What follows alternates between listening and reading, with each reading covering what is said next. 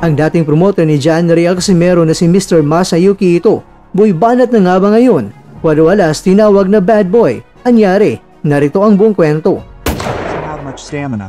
If he can't beat him in the third round, I think Kyonosuke could use some body blows. I think it's totally possible. There's a good chance. That's Quite possible, isn't it? Kunting balik tanaw muna tayo mga kakwento. Nagulat at natuwa ang mga boxing fans sa Japan, Pilipinas at Mexico matapos binunyag ng Kamida Promotions ang pinakabagong development sa kanilang organisasyon dahil parehong nakapirma ng kontrata sina January Alcuadro Alas Casimero ng Pilipinas at Luis Pantera Neri ng Mexico. Kilala ang dalawa bilang kontrobersyal ngunit napakahusay ng mga boksingero. Ayon sa opisyal na pahayag ng kampo ni Koki Kamida, malaking hakbang ito upang makuha ang atensyon ng pandaigdigang boxing scene dahil parehong may malalakas sa personalidad at kasaysayan ng pagiging matinding mandirigma. Inaasahan ng promoter na makakaakit ito ng malaking laban at makapagbibigay ng excitement sa mga fans. Para kay Casimero, ito ay isang pagbabalik loob matapos ang kanyang suspensyon sa Japan, habang para kay Neri naman, ito ay oportunidad na muling makakuha ng titulo at makabawi sa kanyang mga pagkatalo laban sa mga elite ng mga boksingero. Pero sa sandaling lumabas ang balitang ito, agad na umikot sa social media at mga boxing forums ang usap-usapan. Maglalaban kaya ang dalawang maangas sa ilalim na isang promoter?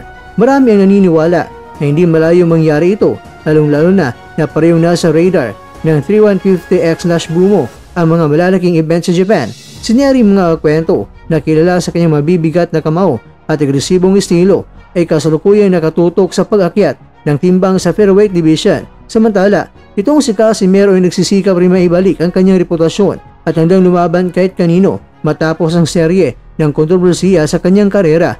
Ang pagsasama nila sa isang promoter ay nagbukas ng mas malaking posibilidad ng paghaharap, isang laban at tiyak na magpapasabog ng boxing world kung sakali. Gayunpaman, hindi pa ito kumpirmado. Sa isang video, binigyang diin ang komentaryo ni Mr. Ito at tinawag sina Casimero at Neri ng mga bad boys. Ibinunyag niya na ang kasalukuyang kontrata ay mas nakatutok muna sa kanilang individual na laban upang itayo muli ang kanilang pangalan bago isa lang sa isa't isa. Nako, matinding pasabog itong mga kwento ha.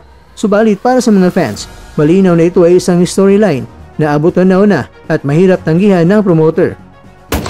Kaya naman, ano ang ibig sabihin nito para sa boxing sa Japan at sa Asia?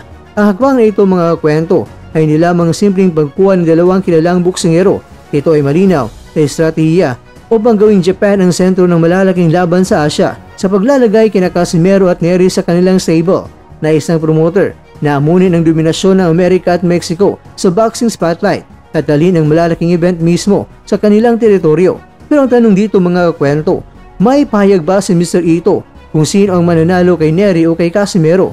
Well, ayon sa aking pananaliksik, ganito ang resulta. Walang opisyal at kumpletong panayam ni Mr. Masayuki Ito sa wikang Hapon o Ingles na may detalyadong komentaryo kung sino ang mananalo sa laban ni January Al Casimero at Luis Neri. Pero narito ang aking nakalap ng mga impormasyon. Natuklas ang may indirect o partial sources. Mayroong isang YouTube video na may titulong Masayuki Ito, tinira si Casimero. Mahina daw at walang stamina na tila naglalaman ng kritisismo laban kay Casimero. Sa video ito, sinasabing si Ito ay nagsabi na si Casimero ay mahina at walang stamina. Ibig sabihin ay may bahagi na pahayag na nag-aakyat ng posibilidad na mas pabor siya kay Neri. Lalong-lalo na nitong si Kyonosuke Kamida ay natalo ni Neri.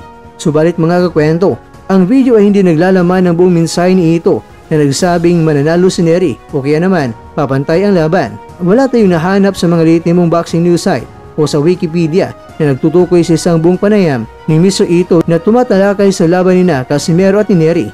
Pero mula sa ating mga natuklasan, may indikasyon na si Mr. Ito ay may negatibong pananaw kay Casimero. Tinawag niyang mahina at walang stamina. Ngunit, hindi pa kumpirmado ang buong pahayag o buong konteksto mula sa kanya na nagsabing tiyak mananalo si Neri laban kay Casimero.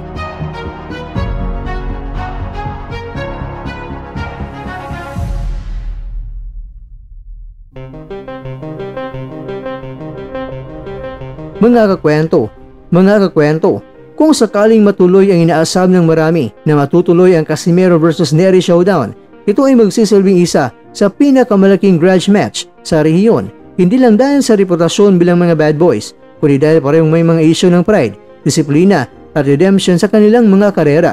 Ang naturang laban ay makapagdudulot ng napakalaking kita at posibleng maging stepping stone patungo sa mas malaking titulo. Laban niyan kay Naoya Inoue, na undisputed Super Bantamweight World Champion at iba pang pangalan sa featherweight at sa Super Bantamweight Division.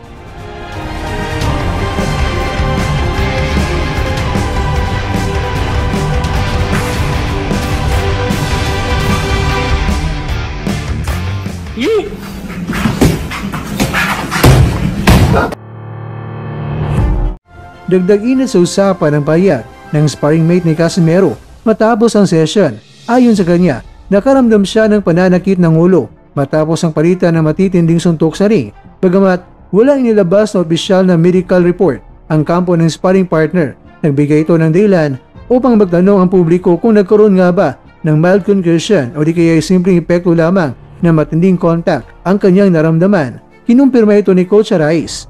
Sa larangan ng boxing, normal ang pagkakaroon ng kunting pananakit ng ulo matapos ang sparring, lalo na kung mataas ang antas ang laban ng dala nito. Gayunpaman mga kakwento, pinaalalahanan ng mga ilang eksperto na ganitong sintomas ay hindi dapat ipagsawalang bala. Anila, dapat pa rin isa ilalim sa agarang pagsusuri ang sinumang boxer na makakaramdam ng kakaibang sintomas matapos ang sparring upang maiwasan ang posibleng mas malalang pinsala. Pinuri rin ng mga nakasaksi ang professionalism ng sparring partner na sa kabila ng kanyang naramdamang sakit ay nananatili ang respeto at hindi pinatindi ang issue laban kay Casimero. Sa halip, iginit nitong bahagi lamang ito ng matinding ensayo at paganda para sa kanilang karera. Ang insidente ay nagsilbing paalala sa mga boxing trainers at gym managers tungkol sa kalagahan ng maigpit na safety protocols sa bawat sparring session. Ipinanukala ng ilang eksperto ang mas maigpit na pagsusuot ng mga protective gear.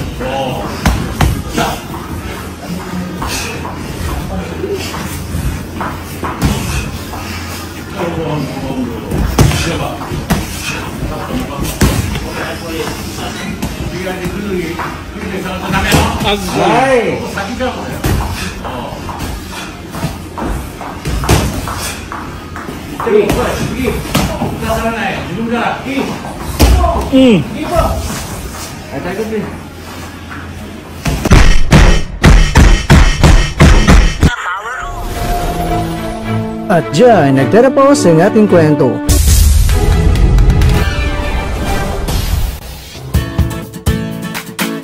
Maraming salamat mga kakwento sa inyong panonood. Pero baka naman mga kakwento ay nagustuhan niyo po ang kwento natin ngayon.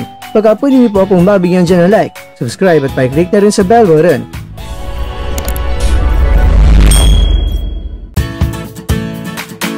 Pero bago tayo tatapos mga kwento, syempre, shoutout po muna tayo dyan sa ating mga kakwento.